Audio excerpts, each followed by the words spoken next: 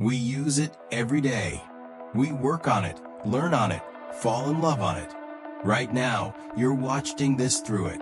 But if someone asked you to point to the internet, where would you point?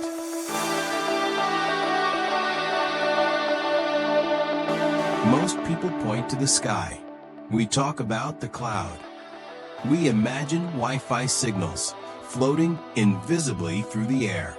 But the truth is far more surprising. The internet isn't a cloud. It's a wire.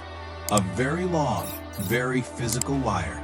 The real internet is built from hundreds of thousands of miles of fiber optic cables, thin strands of glass, no thicker than a human hair, bundled inside tubes that run underground and along the floors of the world's oceans. In fact, about 99% of all international data travels through cables sitting in the dark at the bottom of the sea. Those cables connect to massive buildings called data centers, warehouse-sized rooms full of powerful computers, known as servers.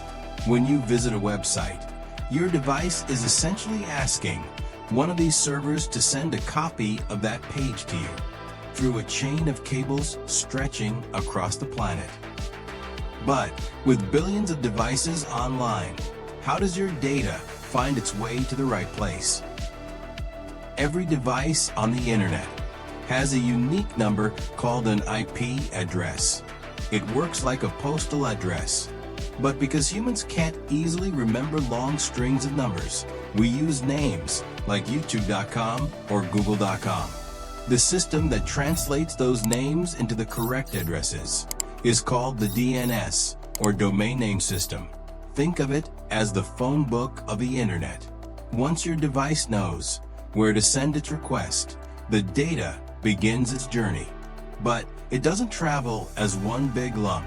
Instead, your information is broken into thousands of tiny pieces, called packets. Each packet carries a label telling the network where it's going and what part of the message it belongs to. These packets don't even take the same route. One might travel through New York, another through Miami, another across the Atlantic, whichever path is fastest at that moment. When they arrive at their destination, the receiving device reassembles them in the correct order. All of this happens in milliseconds.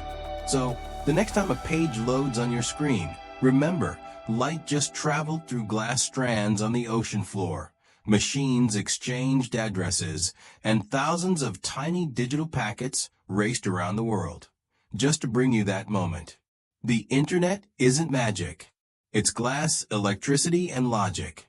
But the fact that it works at all, that truly is incredible.